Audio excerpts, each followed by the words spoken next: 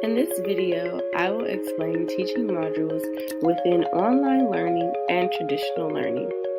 The goal will be to explain similarities and differences within online learning and traditional. Throughout the video, you will begin to understand self-learning theories and the aggregatory theory of teaching.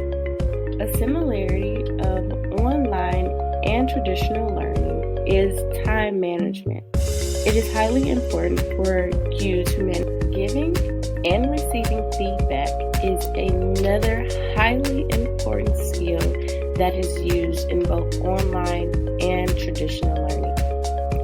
The disadvantage of online learning is that online learning requires self-direction and self-discipline in order to get your coursework completed on time.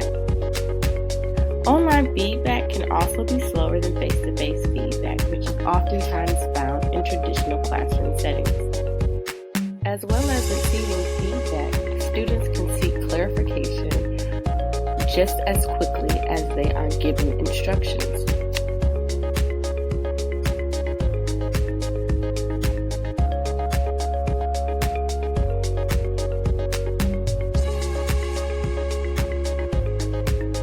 In my field of study, I will be teaching history. Some disadvantages of teaching history is not being able to gauge the climate in a room.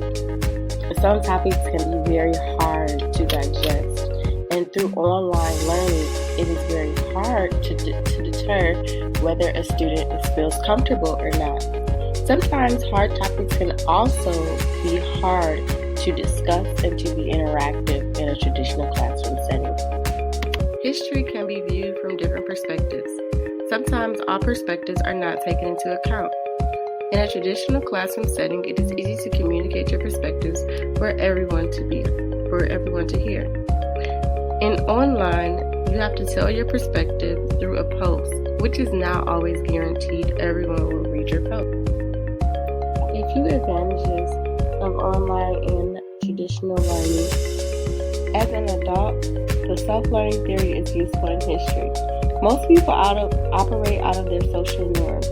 More often than not, their social norm is normalized by an event in history.